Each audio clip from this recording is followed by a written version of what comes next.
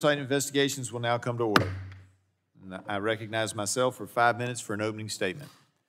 Welcome, Secretary Becerra. I appreciate you keeping your word and appearing before this subcommittee related to the Office of Refugee Resettlement, or ORR. ORR is an agency of the Department of Health and Human Services and is responsible for the care and placement of unaccompanied children referred to it by the Border Patrol. Under the Biden administration, ORR has faced an unprecedented surge in the number of unaccompanied minors referred to its custody. The numbers of unaccompanied minors crossing our border is astronomically high. From fiscal years 2018 through 2020, ORR averaged around 44,500 referrals per year. As of March 31st, 2023, which is the last time ORR made their numbers public, the agency had received almost 60,000 referrals in fiscal year 2023, putting the agency on pace for over 120,000 referrals for the third year in a row. Now, you and I don't agree on the policies that brought these children to our border, but I believe no matter the policies, once they are in our care and we have taken on the responsibility for them, we must care for them properly. Today's hearing is to take stock of how HHS and ORR have responded to the surge of these children. When thousands of vulnerable children were in ORR custody by an agency under your leadership, what was the message you sent to the frontline workers managing the border crisis?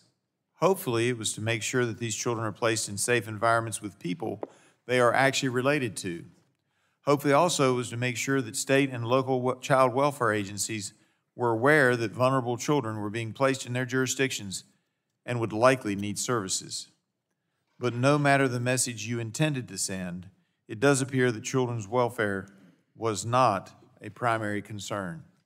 Thanks to the whistleblower and a New York Times reporting, we know that there was constant neglect when handling the intake and release of these children.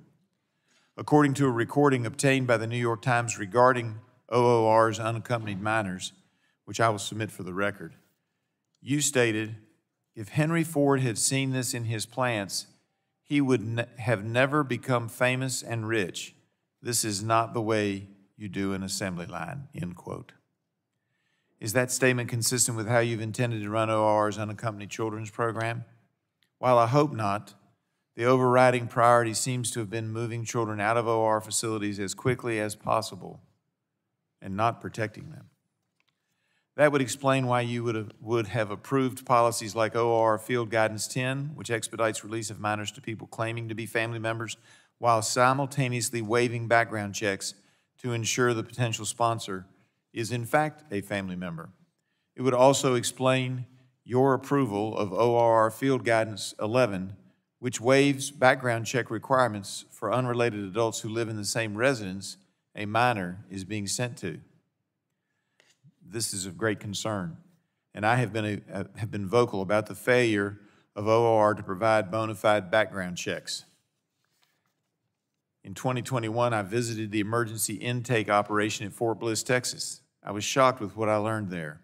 There was no collaboration with law enforcement for real background checks when vetting sponsors, and the, quote, public records check, end quote, that they were using was merely a widely available internet search engine. My suspicions were solidified by a September 2022 OIG report on Fort Bliss. Under your leadership, ORR has issued requests for proposals and contracts worth billions of dollars for what seem to be large permanent influx care facilities designed to quickly process hundreds of minors. My fear is that no matter what your intentions may be, you may be putting ORR on a permanent assembly line footing where child welfare simply is not a priority. As I close, I'd like to enter into the record a report by a statewide grand jury in Florida charged with investigating ORR. This report, Mr. Secretary, is damning. It details chapter and verse how ORR's policies and practices have resulted in child exploitation and trafficking. I'll end by quoting the grand jury's assessment. If any resident of Florida exposed U.S. quote, "If any resident of Florida exposed U.S.-born children to this process, they would be justifiably arrested for child neglect or worse. We do not think children should be less protected simply because they were born outside our borders and brought here by a government agency."